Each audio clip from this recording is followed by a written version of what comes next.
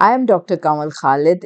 In our known history of civilizations, we come across the reference of primarily four major civilizations.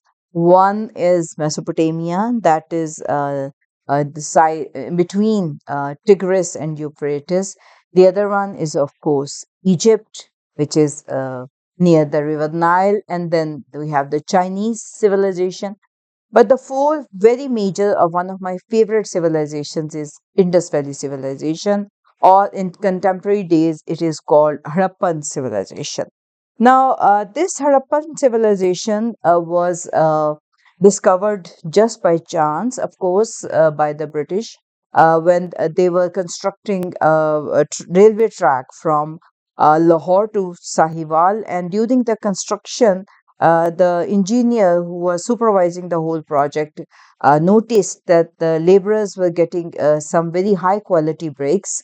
And when he went to find the source of these bricks, he came across the ruins of an extensive level, and he informed the higher authorities, and then they started investigating. Initially, they thought that this is something very recent, but the details research proved that this was a civilization that was contemporary to Mesopotamia and Egypt. Now, this thing was very unusual for the British, because they were not expecting that the people of the subcontinent, they had a civilization as old as Mesopotamia or Egypt or China. So this was a complete surprise for them, and now we come across those ruins which are called Harappa. So whenever you travel from Lahore to Sahiwal, remember at one point you will be your train will be on the top of the bricks that were made almost 4,000 years ago. Now, this was a very shocking discovery, and later on, other excavations were made, of course, by the British archaeologists, and they presented lots of reports. Sir John Marshall is the key name here, who was very investigated about this civilization. The findings were very astounding and surprising in the sense this was the region that had no temple, no tomb, and no palaces. There were many locations that were being excavated by the Indian archaeologists, but what they were coming across were some urban setups, and they had some wonderful structures of the houses or some important buildings, but there was no traces of any kind of tomb, temple, and palace.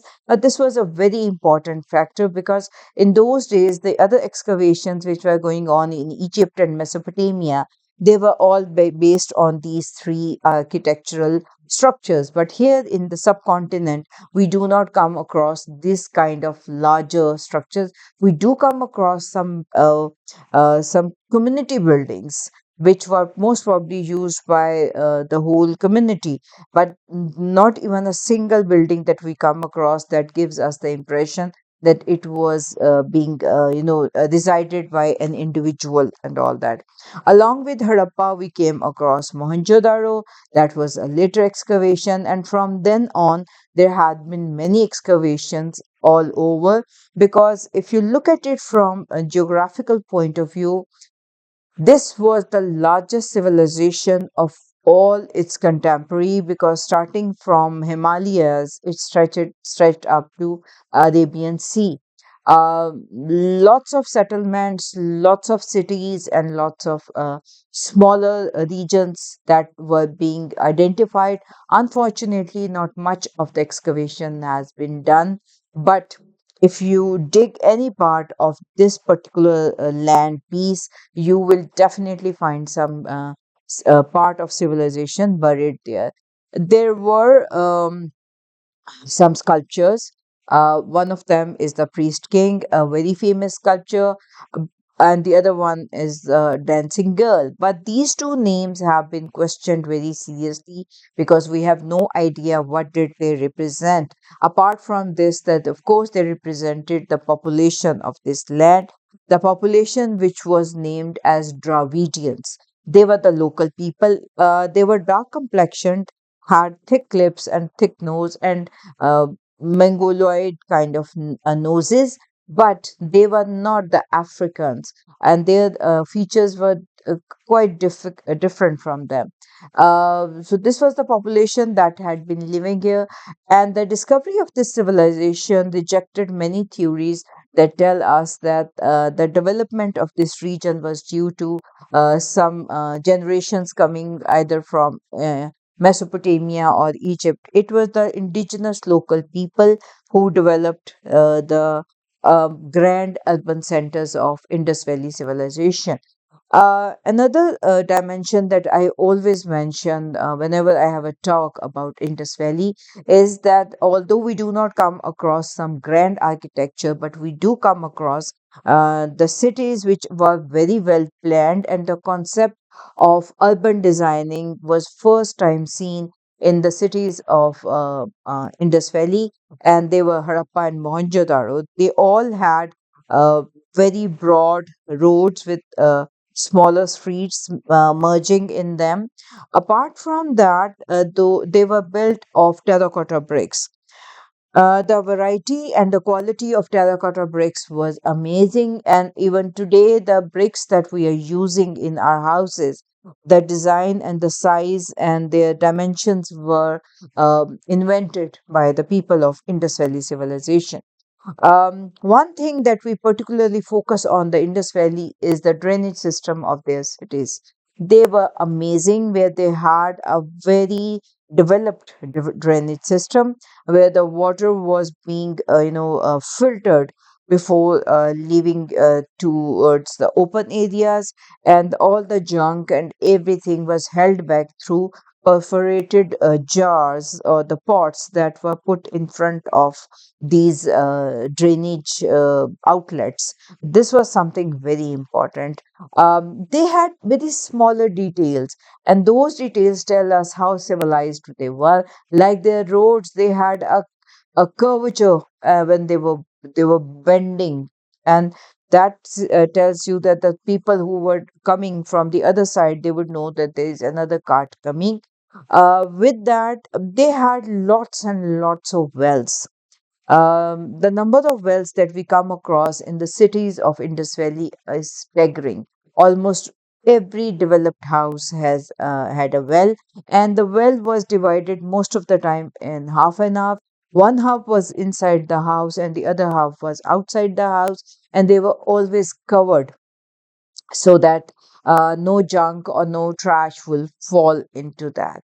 With that, I will share that this was a population who were meant for the general public, because the kind of facilities that we see here, the kind of infrastructure that we see here, that was for the common men and common people, and how they were living there. There are many terracotta pottery that we come across of innumerable level and of very high quality. On the other hand, when I said that this civilization was meant for the general public, there are many games that are being discovered in the ruins of the Indus Valley civilization centers, and an important game device that we come across is the dice. The dice, your and my favorite in so many games. This dice and its size and the number and everything was invented by the people of Indus Valley civilization, and those dice are used till date. There are so many things that were being invented and used by the people of Indus Valley civilization, the Dravidians, that are prevailing till date. This tells you that the objects that were introduced by them had their value or had their usability even today.